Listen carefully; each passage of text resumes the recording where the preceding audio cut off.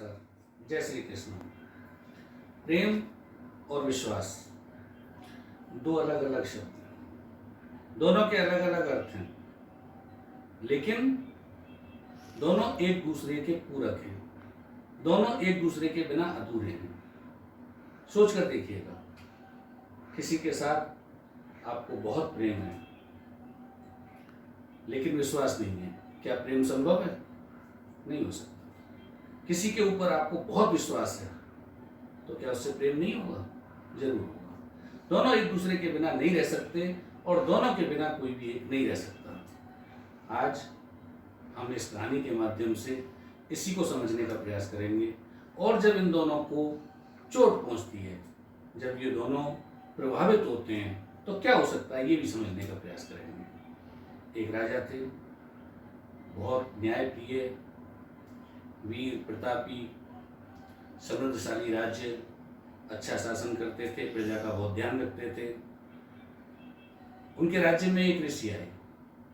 वो थोड़े दिन ठहरे, राजा की सेवा भावना से, राजा की न्यायप्रियता से बहुत प्रसन्न हुए। उन्होंने राजा को एक सेब दिया और सेब फल दिया और कहा कि राजन, इसे आप खाएंगे तो जब तक आप जिएंगे तब तक सुंदरता और यौवन बरकरार रहेगा। मृत्यु तो अवश्यम्भावी है, उसे तो नहीं रोका जा सकता, लेकिन जितनी आपकी जीवन है, जितनी आपकी सांसें हैं, जब तक रहेंगी तब तक आप चिरकाल तक सुंदर रहेंगे। राजा ने सोचा कि ये फल अगर मैं खाता हूं तो कोई फायदा नहीं है, अगर इसको रानी खाए तो बेहतर है। राजा ने वो फल ले जाके रानी को दिया। रानी से कहा कि रानी, इस फल को अकेले में खाइएगा और जब तक आप जिएंगी तब तक सुंदर और यौवन से युक्त रहेंगी। रानी ने वो फल ले लिया, राजा कचहरी चले गए। रानी ने सोचा कि ये फल अगर मैं खाती हूँ तो शायद उतना आनंद नहीं है जितना कि मैं जिनसे प्रेम करती हूँ, उस राज्य के जो सेनापति थे, उनसे रानी प्रेम करती थी। अगर वो खाएंगे तो ज्यादा बेहतर है, वो चिरकाल तक यौवन और सुंदरता से युक्त रहेंगे, तो मुझे ज्यादा आनंद है। उन्होंने वो फल सेनापति को दिया। सेनापति से कहा, अकेले में से खाइएगा। सेनापति उस फल को लेकर चले गए। सेनापति नगर वधु के पास जाते थे। नगर वधु मतलब उस समय की एक व्यवस्था थी कि बड़े लोगों के लिए नृत्य का, आनंद का, मनोरंजन का साधन हुआ करती थी। तो सेनापति उनके कनेक्शन में थे।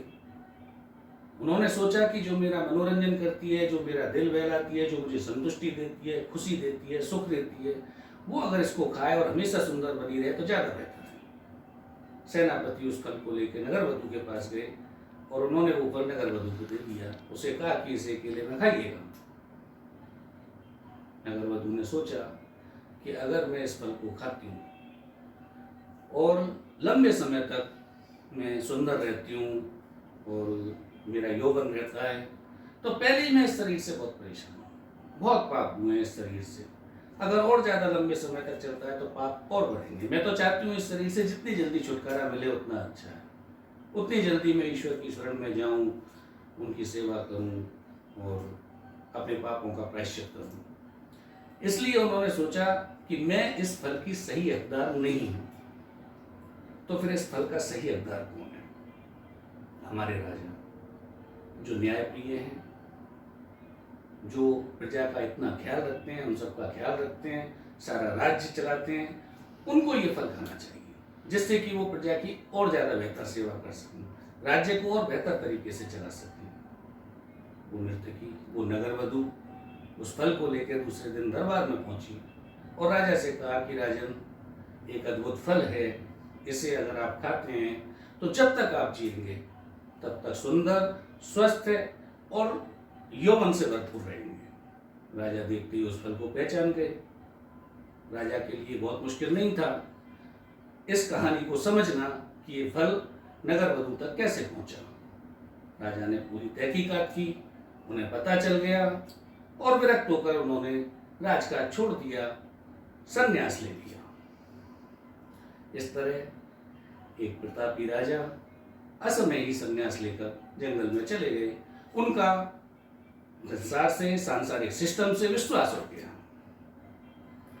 इस कहानी का सार समझाने की हमें आपको जरूरत नहीं है, क्योंकि इस कहानी की अगर हमने मोरलिटी समझाई तो फिर ये अन्याय होगा। आपकी समझदारी के साथ, संस्कारों के साथ इतना जरूर कह सकते हैं कि कोशिश कीजिएगा आपके कारण कोई संन्यास ना ले। फिर मिलते हैं अगले हफ्ते एक नई कहानी के साथ। नमस्कार।